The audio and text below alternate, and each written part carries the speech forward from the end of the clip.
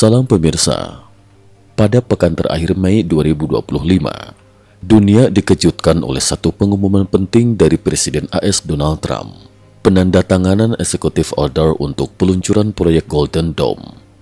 Langkah ini tak hanya menggegerkan media di Amerika, tetapi juga memicu reaksi luar biasa dari dua rival utama AS, Tiongkok dan Rusia. Isu ini bahkan menjadi headline di media global, forum-forum militer, hingga analisis think tank strategis. Golden Dome disebut-sebut sebagai game changer yang berpotensi menggulingkan keseimbangan kekuatan global, terutama dalam hal keseimbangan teror nuklir yang telah berlangsung sejak era Perang Dingin. Jika sebelumnya senjata nuklir adalah kartu as intimidasi, kini Amerika justru membangun payung langit yang mampu menetralkan ancaman itu dari akar-akarnya. Respon Beijing dan Moskow sangat keras. Bukan tanpa sebab, ini berarti senjata pemusnah massal mereka tiba-tiba bisa kehilangan daya tawar. Evolusi sistem pertahanan rudal Amerika dari Iron Dome dan Golden Dome.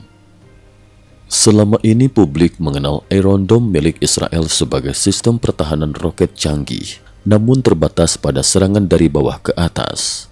Artinya, sistem baru aktif setelah rudal atau roket musuh sudah memasuki wilayah sasaran. Iron Dome bersifat reaktif dan lokal. Golden Dome mengambil filosofi yang jauh lebih ofensif dan preventif. Ia bukan tameng di bumi, melainkan penutup raksasa yang ditempatkan di orbit. Sebuah active shield yang mendeteksi, melacak, dan memusnahkan rudal lawan bahkan sebelum benar-benar meninggalkan tempat peluncurannya. Trump sendiri menekankan bahwa ini adalah revolusi pertahanan nasional yang tak hanya membentangi AS, tapi juga mengubah status quo dunia.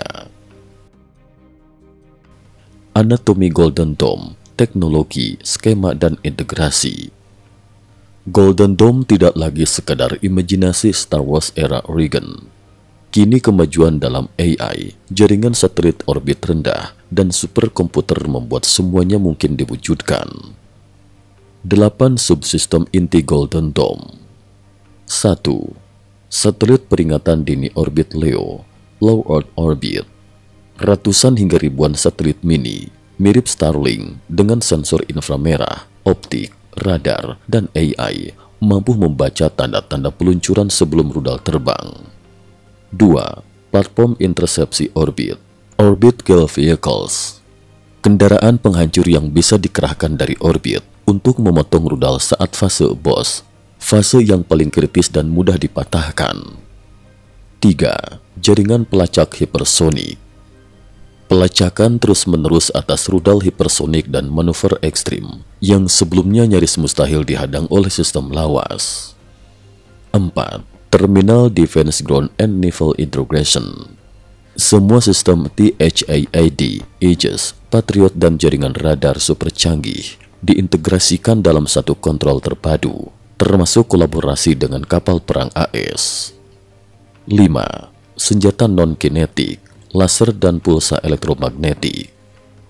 AS siap memanfaatkan teknologi directed energy seperti laser pengacau dan pulsa elektromagnetik untuk melumpuhkan perangkat lawan tanpa ledakan fisik. 6. AI Commando and Decision Center. Penggunaan kecerdasan buatan dari proyek Maven, Volunteer Golden, hingga Cloud Militer memastikan reaksi dalam milidetik dan keputusan otomatis tanpa campur tangan manusia. 7. Keamanan modularisasi supply chain. Desain terbuka dan modular, sehingga inovasi teknologi baru dapat langsung diadopsi tanpa menunggu proses birokrasi dan vendor tunggal. 8. Integrasi intelijen global. Data satelit dan radar dari 5S, NATO, hingga sekutu Indo-Pasifik dapat terhubung secara real-time. Golden Dome menjadi jaringan anti-maling dunia. Simulasi skema serangan dan respon Golden Dome. Misalkan Tiongkok atau Rusia meluncurkan rudal dari silo bawah tanah di Siberia. Sensor orbit langsung menangkap sinyal peluncuran lewat perubahan panas dan emisi radioaktif. AI Komando mendeteksi pola lintasan dan menyimpulkan target. Interceptor orbit atau laser langsung dikerahkan untuk memotong rudal, bahkan sebelum keluar dari atmosfer. Peta jalan implementasi dari Executive Order ke realisasi visi. 1. Sejarah perkembangan. Trump menandatangani Executive Order pada 27 Januari 2025, didukung National Security Directive untuk memotong birokrasi dan mempercepat investasi teknologi pertahanan. Dalam konferensi pers 20 Mei 2025, diumumkan desain final, target operasional 3 tahun, dan anggaran 175 miliar dolar, awal 25 miliar dolar. SpaceX, Palantir, Raytheon, dan beberapa startup defense tech ditunjuk sebagai pengembang utama. 2. Infrastruktur satelit dan AI. Golden Dome memanfaatkan ekosistem ribuan satelit orbit rendah, mirip Starlink milik Elon Musk, namun khusus militer.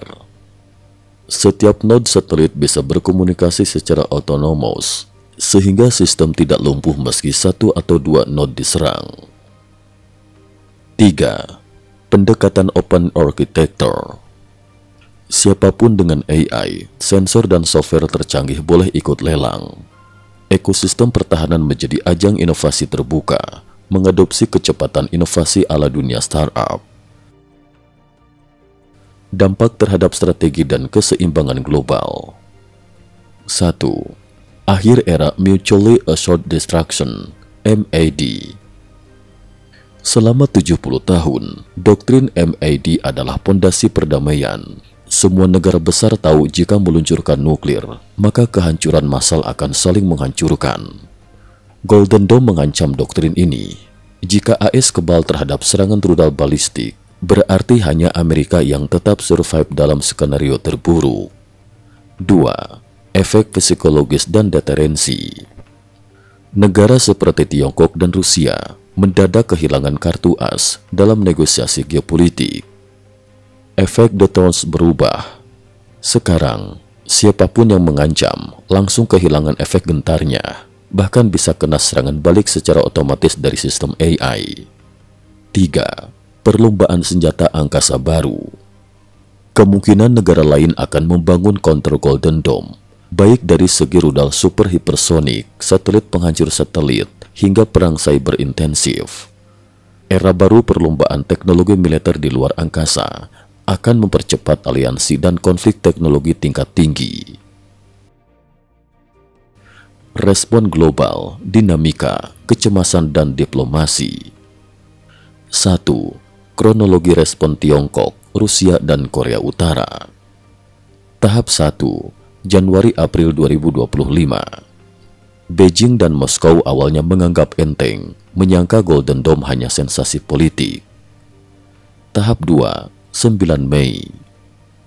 Pada parade militer Lapangan Merah, mereka mengeluarkan pernyataan bersama bahwa proyek ini akan mengganggu stabilitas strategis global. Tahap 3, 20 Mei. Ketika Trump mengumumkan jadwal deployment dan anggaran resmi, Tiongkok mulai prihatin mendalam, sedangkan Rusia mulai mengecam terang-terangan. Tahap 4, 27 Mei. Rusia dan Korea Utara mengancam secara terbuka, bahkan menuduh AS melanggar traktat luar angkasa dan melakukan aksi preemptif. 2. Analisis sikap diplomatik. Tiongkok memilih prihatin ketimbang mengecam demi menjadi peluang negosiasi dagang. Namun diam-diam mempercepat program anti-satelit, rudal hipersonik, serta AI pertahanan mandiri. Rusia makin agresif setelah kehilangan muka di Ukraina dan Eropa. Kehabisan kartu tawar mulai mengancam eskalasi ke dunia maya dan operasi sabotase teknologi. Korea Utara menjadi pengeras suara utama untuk mengancam, namun sesungguhnya tidak punya teknologi tandingan. Negara sekutu AS justru berebut ingin membeli lisensi Golden Dome, bahkan Trump bercanda. Kanada mau jadi negara bagian ke-51, gratis Golden Dome, kalau tidak, bayar 61 miliar dolar. 3. Efek pada aliansi dan politik global.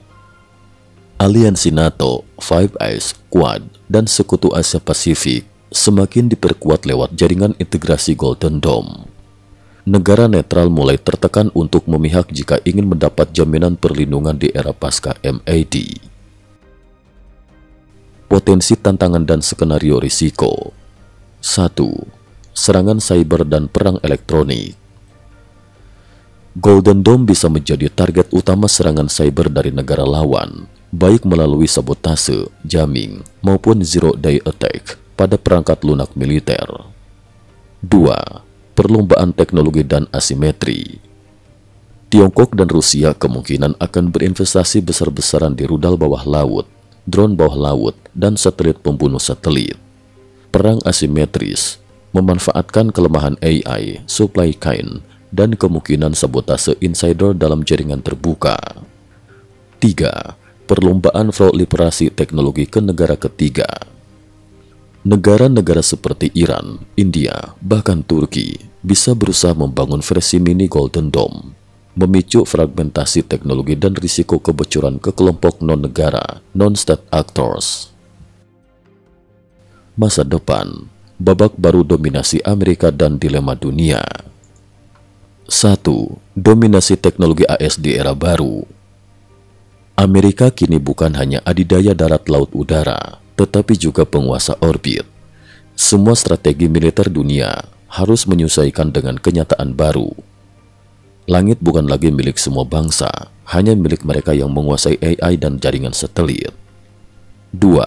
Dunia menuju ketergantungan baru. Sekutu AS semakin terikat oleh ketergantungan teknologi. Negara-negara musuh cenderung semakin terpojok dan bisa mendorong terjadinya tekanan balik baik dalam bentuk sabotase, spionase, atau perang terbuka di ruang cyber dan angkasa. 3. Dilema moral dan tata hukum internasional. Apakah Golden Dome melanggar Traktat Luar Angkasa 1967? Perdebatan etis. AI yang bisa mengambil keputusan kill order tanpa otorisasi manusia.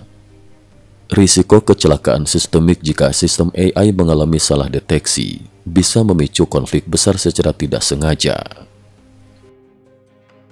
Kesimpulan, dunia di bawah bayang-bayang Golden Dome. Golden Dome bukan hanya sebuah proyek pertahanan, melainkan simbol supremasi teknologi, psikologis, dan politik Amerika di era modern. Ia mengubah paradigma keamanan global dari keseimbangan teror ke supremasi total teknologi.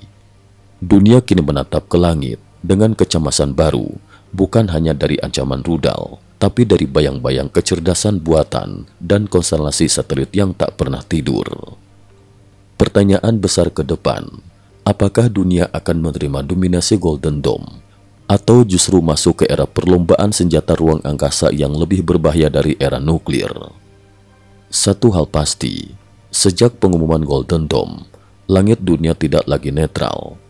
Setiap negara kini berlomba mencari kunci untuk tetap bertahan, dan hanya yang paling inovatif yang akan bertahan dalam babak baru ini. Cukup sekian dulu, terima kasih atas perhatiannya.